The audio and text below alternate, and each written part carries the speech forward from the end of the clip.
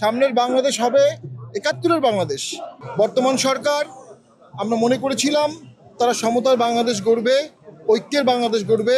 আমরা দুঃখ ভারাক্রান্ত মনে দেখেছি ঐক্যের জায়গায় অনৈক্যকে আনা হয়েছে। আমরা দেখেছি মপতন্ত্রের রাইজ হয়েছে, হত্যার রাজনীতি শুরু হয়েছে, রক্তের রাজনীতি শুরু হয়েছে। নির্বাচনের তফসিল দেওয়ার পর গুরুত্বপূর্ণ একজন প্রার্থী, একজন গুরুত্বপূর্ণ কণ্ঠস্বর ওসমান হাদিকে হত্যার জন্য নির্মমভাবে গুলি করা হয়েছে। আমরা এর তীব্র প্রতিবাদ করি। এর মাধ্যমে রাষ্ট্র ব্যবস্থার চির উদীয়মান হচ্ছে, এর মাধ্যমে রাষ্ট্র ব্যবস্থার যে ভঙ্গুর অবস্থা সেটি উদীয়মান হচ্ছে।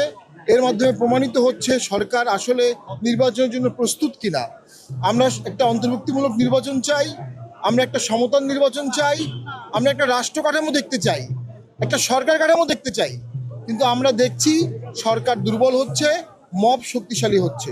আমরা দেখছি সরকার দুর্বল হচ্ছে, অপশক্তি শক্তিশালী হচ্ছে।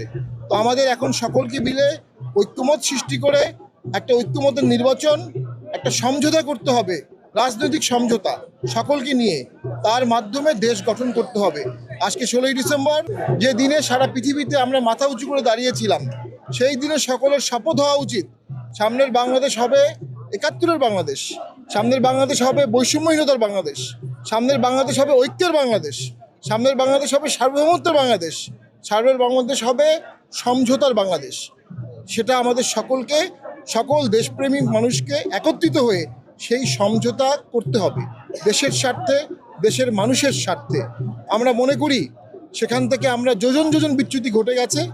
কোনো একজন ব্যক্তিকে, কোনো একটি দলকে সে ঐক্যের আহ্বান দিতে হবে, জানাতে হবে। জাতীয় পার্টি সে ঐক্যের ডাক দিচ্ছে।